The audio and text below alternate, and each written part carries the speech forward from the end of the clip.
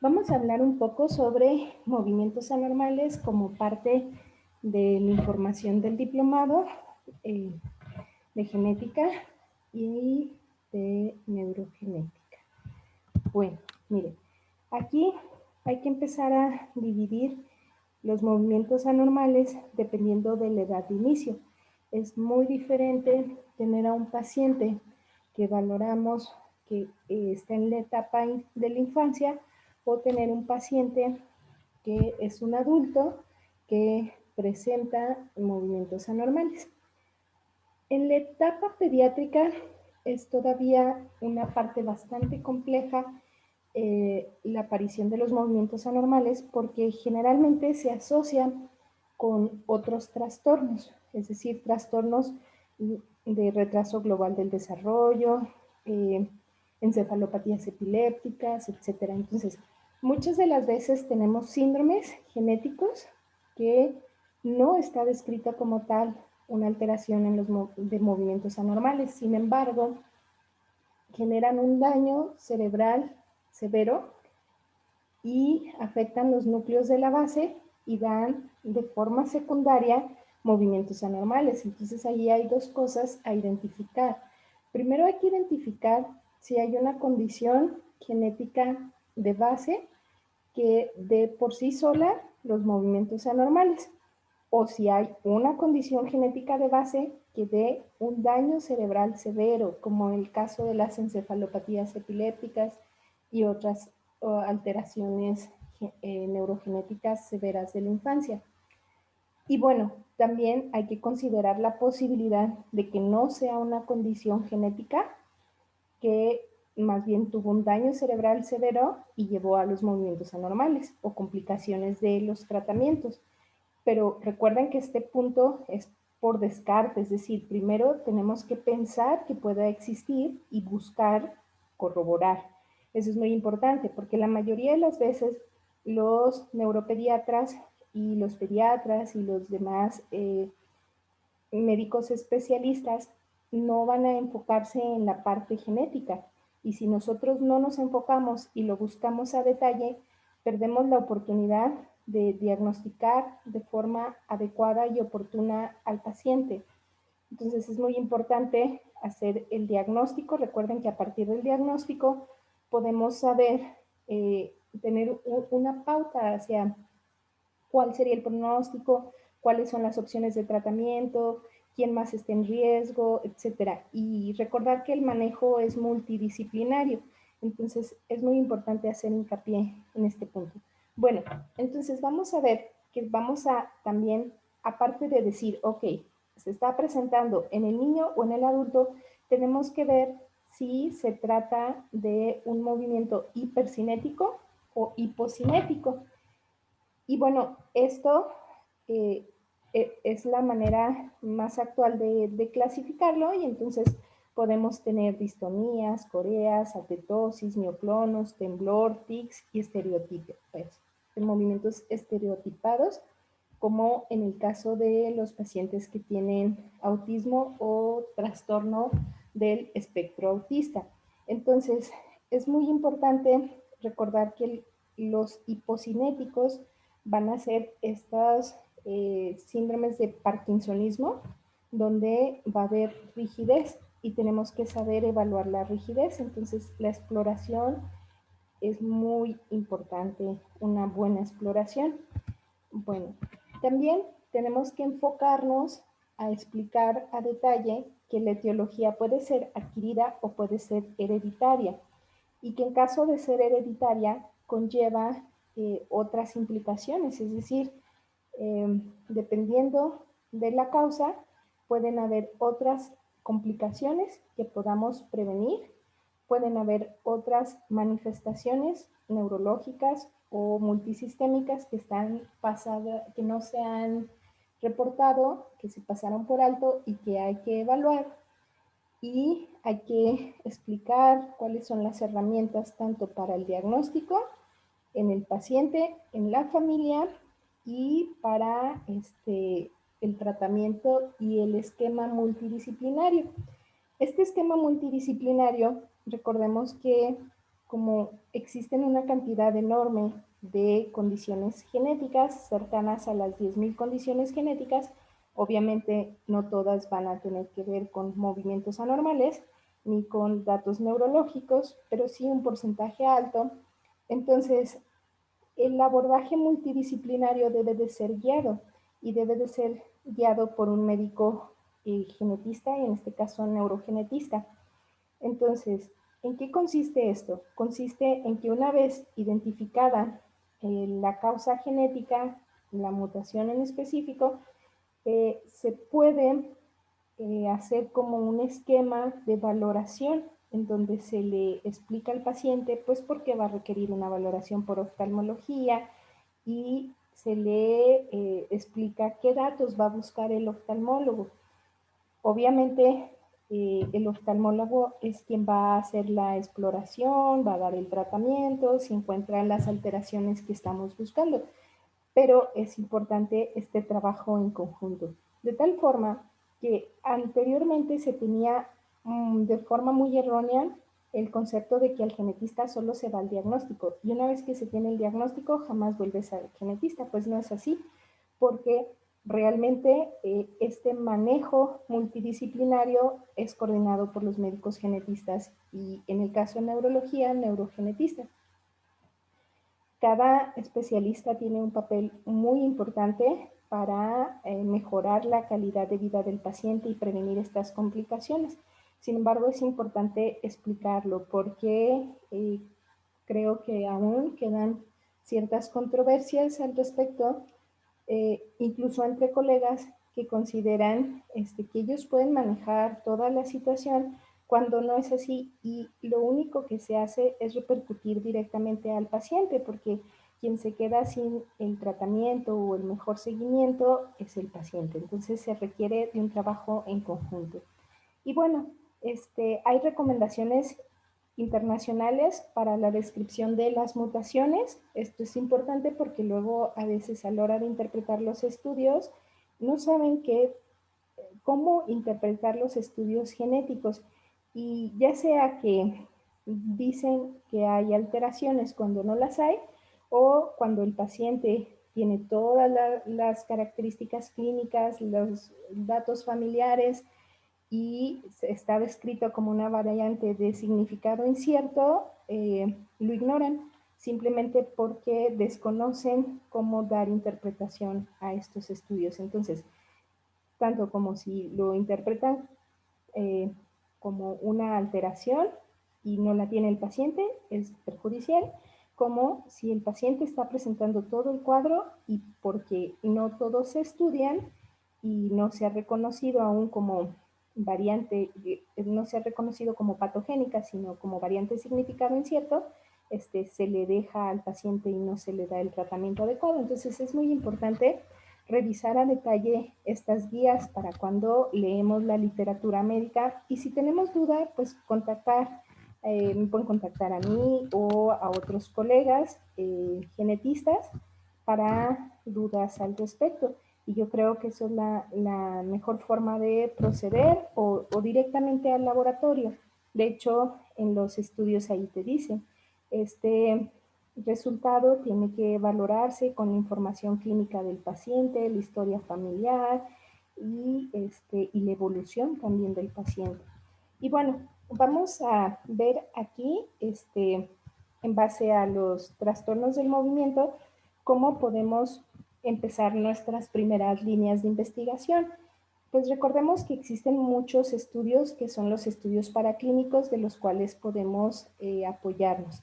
Y dentro de los estudios paraclínicos también van a estar los estudios moleculares, pero no necesariamente se tiene que pedir en cierto orden. A veces puedes pedirlos a la par, porque bien, puedes estar pidiendo algunos estudios al laboratorio, que son estudios de rutina, por ejemplo, y puedes ya tener una sospecha de que el paciente tiene una delesión, una microdelesión cromosómica, y entonces para no perder ese tiempo puedes pedirlos a la par.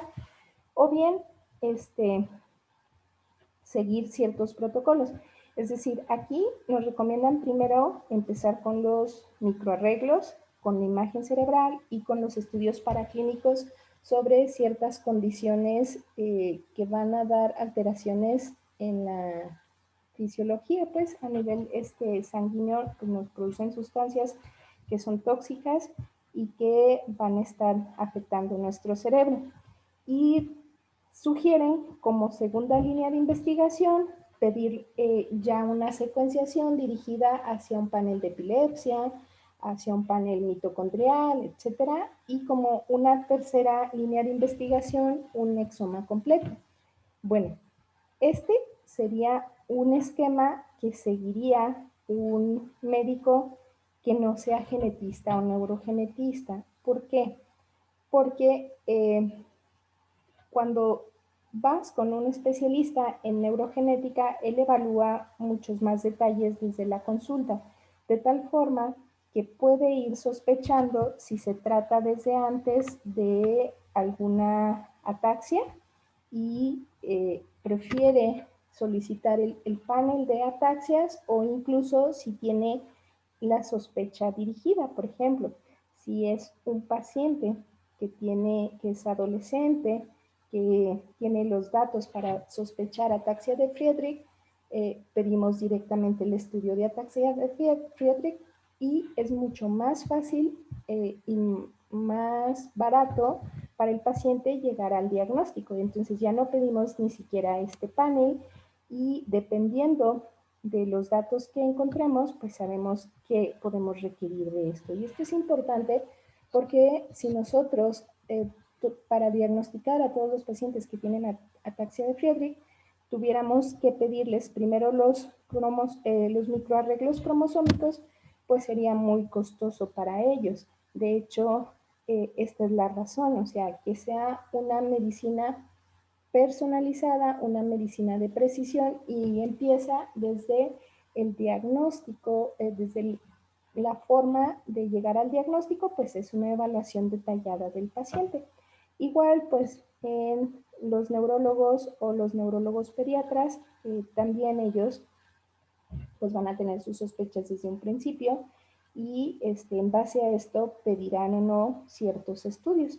Es muy importante recordar que cuando se pidan estudios moleculares, la recomendación es que lo solicite el médico genetista para evitar que no se da el consentimiento adecuado preestudio, postestudio y que se piden estudios erróneos y se hacen gastos innecesarios, que el paciente hace gastos innecesarios.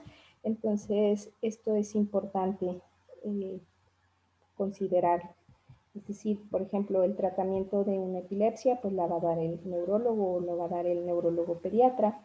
Entonces, así como ellos tienen esa función en específico, aunque sean muy buenos en lo que están evaluando, deben de referir al paciente para que se les informe las mejores opciones, por qué esperamos de esos estudios, qué se puede, qué no se puede de los estudios y evitarse ciertos problemas. Y bueno, la secuenciación de exoma, hay que recordar que aquí de exoma completo, puede haber hallazgos que no esperábamos tener. Entonces es muy relevante explicar esto al paciente porque puedes estar buscando la causa del movimiento normal y ni siquiera encontrarse esta y encontrarse, por ejemplo, mutaciones que le van a conferir un riesgo para ciertos tipos de cáncer u otros padecimientos y el paciente debe de saber qué es lo que va a recibir de información y si desea o no recibirla. Y bueno, hay que recordar que los núcleos basales pues, se localizan en la base del cerebro.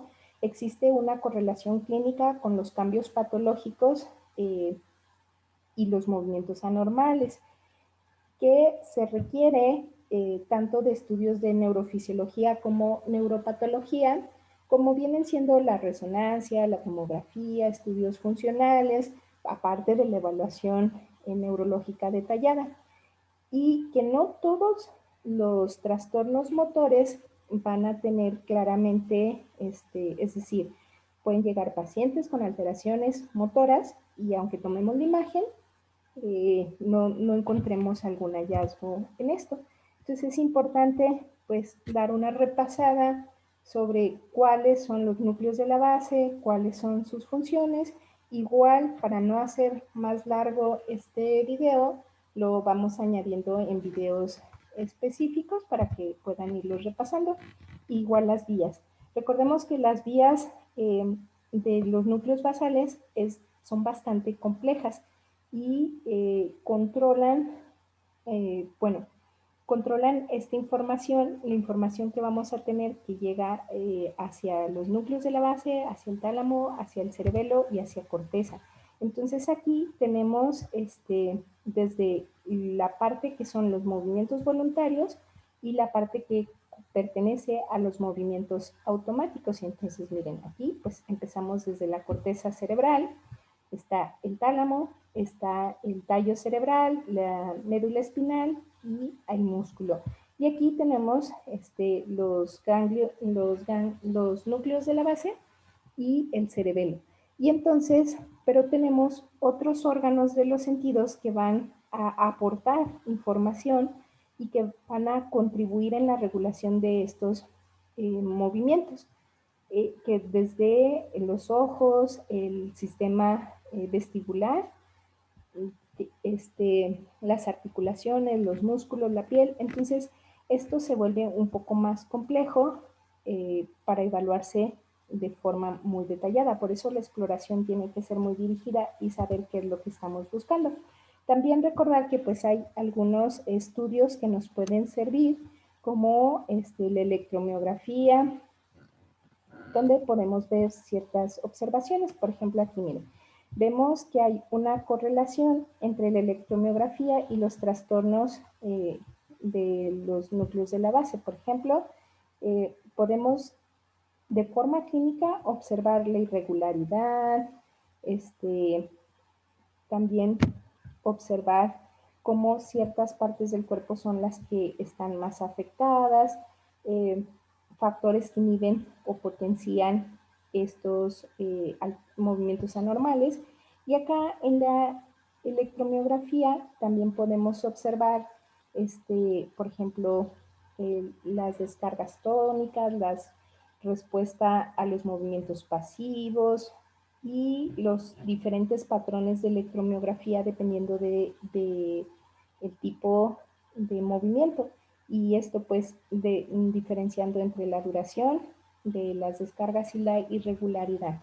Pero bueno, por eso mostramos esta imagen. En la bibliografía que subimos en el diplomado, pueden repasar un poco más a detalle. Incluso subimos un libro completo sobre movimientos anormales.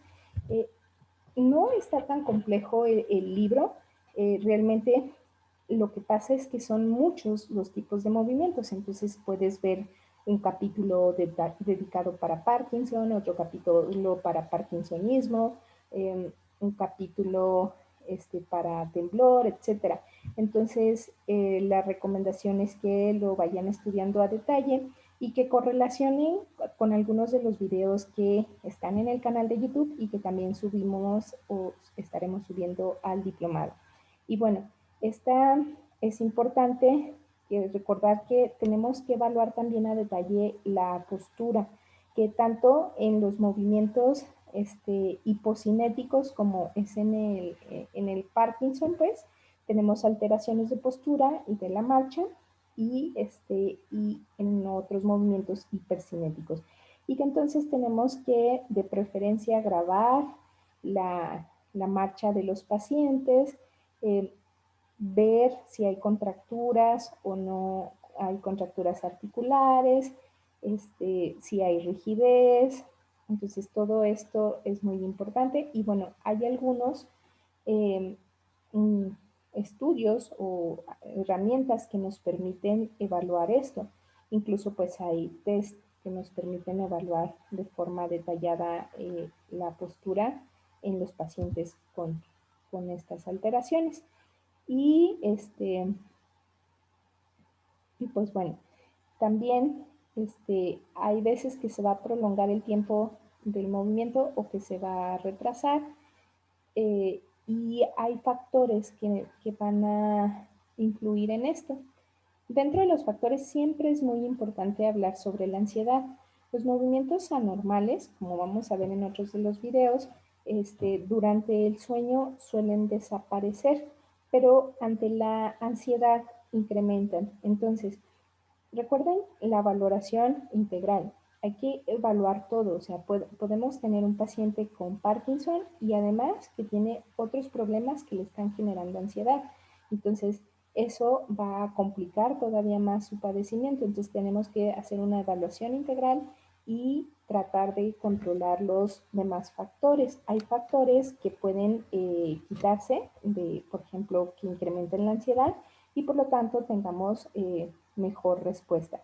Y bueno, aquí recordar que vamos a tener varios aspectos, desde el aspecto sensorial y el aspecto motor, y que bueno, esto se integra en este complejo sistema que mencionábamos sobre la corteza cerebral, el tálamo, los ganglios basales, cerebelo, y cómo llegaba hasta músculo, incluso en piel, cómo había pues esta recepción de los estímulos que iba a influir. Y bueno, entonces tenemos que se percibe, se tiene el estímulo, luego se tiene la percepción, se procesa la percepción y se da una respuesta como tal. Y vamos a ver que dependiendo de, de la alteración que tenemos, podemos tener alguna orientación sobre el sitio de lesión. Que esto sería pues para ubicar a nivel topográfico con los estudios de imagen, pero no siempre podemos ubicarlo así y tenemos a veces que hacer la ubicación a nivel molecular, saber en qué vía puede estar afectada, dónde actúa ese gen, cuándo voy a tener ya alguna alguna manifestación topográfica. Esto es importante porque yo, al menos a mí en la consulta me han llegado pacientes que les hago diagnóstico de enfermedad de Huntington con su estudio molecular y les dijeron que no podían tener enfermedad de Huntington porque evaluaron los núcleos caudados y los vieron normales. Entonces, sí es importante explicar ahorita un poco a detalle eso, porque esperan ver a nivel topográfico, pero no está tan afectado el paciente aún y por eso no lo ven y no piden el estudio y le dicen que no tiene el padecimiento. Entonces aquí podemos revalorar un poco sobre los factores que influyen, por ejemplo, que contribuyen para la bradicinesia, entre ellos la rigidez muscular, por ejemplo, apatía, inatención, etc. Y podemos hacer una correlación sobre los sitios de lesión. Miren, por ejemplo, en esta parte en donde dice corteza frontal, es muy importante recordar que los pacientes que van a tener demencia frontotemporal suelen tener estos cambios en la inhibición y también en la personalidad como tal. Suelen ser apáticos, etcétera. Entonces, por eso aquí vemos un poco más hacia dónde dirigirnos. Pero les recuerdo que muchas de las veces podemos tener datos que no correlacionan con el hallazgo en imagen y que eso no necesariamente es razón de decir que no lo presenta. Entonces yo les comentaba a los pacientes con enfermedad de Huntington que no les piden el molecular porque, uno, no veían otro caso en la familia, ok, puede ser el primer caso, o bien puede ser también, por ejemplo, un caso de no paternidad, que el paciente no lo sabe, o de adopción, u otras circunstancias que no por eso vamos a descartar de primera intención eso. Si estamos viendo una corea, si estamos viendo ciertas manifestaciones en el paciente, tenemos que pensar también en la enfermedad de Huntington y tenemos que descartarla. Y pues yo tengo pacientes con diagnósticos ya moleculares positivos con enfermedad de Huntington que el neurólogo les aseguró que no era porque les tomó una resonancia y les dijo que los núcleos caudados estaban bien. Y sí, bueno, al momento sí estaban bien, pero eso no quiere decir que el paciente posteriormente con la evolución estos estén alterados y se retrase el diagnóstico. Y aquí lo más importante es hacer un diagnóstico oportuno. Entonces aquí vemos que esto es todavía más complicado de lo que lo hemos estado presentando. Digo, aquí se ve un poco más sencillo, pero tenemos este punto de regulación que está en los núcleos basales, la información que llega hacia tálamo, que va hacia la corteza, que va también del cerebelo, porque recordemos que el cerebelo tiene una función de aprendizaje, también en la regulación de los movimientos, por ejemplo, cuando aprendemos a tocar un instrumento, eh, requerimos ese aprendizaje a través del cerebelo para perfeccionar esos movimientos. Y bueno, aquí vemos la parte de los movimientos oculares. Recordemos que muchos de las ataxias vamos a tener involucro en movimientos oculares, en las sacadas oculares y otras manifestaciones, pero todo esto lo tenemos que ir viendo a detalle. Y bueno, para hacerlo de una forma más sencilla, esto es como una pauta de introducción y para esto tenemos que recordar todas las vías tanto anatómicas como fisiológicas. Entonces, dar una repasada a esto nos permite ir entendiendo un poco más de los videos sobre los movimientos anormales. Y bueno, recordar que los movimientos propositivos como tales llevan ciertos patrones de aprendizaje y que estos van a estar regulados, como hemos mencionado, por ganglios de la base y cerebelo, y también que van a estar apoyados en los sentidos, como veíamos, el sentido del equilibrio, de los ojos, etcétera, y que lesiones específicas de núcleos de la base también nos dan alteraciones en la postura, que por lo tanto la marcha y la postura, cuando se evalúa a un paciente con alteraciones, con movimientos anormales, se tiene que evaluar a detalle y de preferencia grabar para poder evaluar a detalle. Y bueno, con esto damos por terminado este video, pero los invitamos a seguir viendo los demás videos donde explicamos más a detalle cada uno de estos movimientos anormales. Muchas gracias.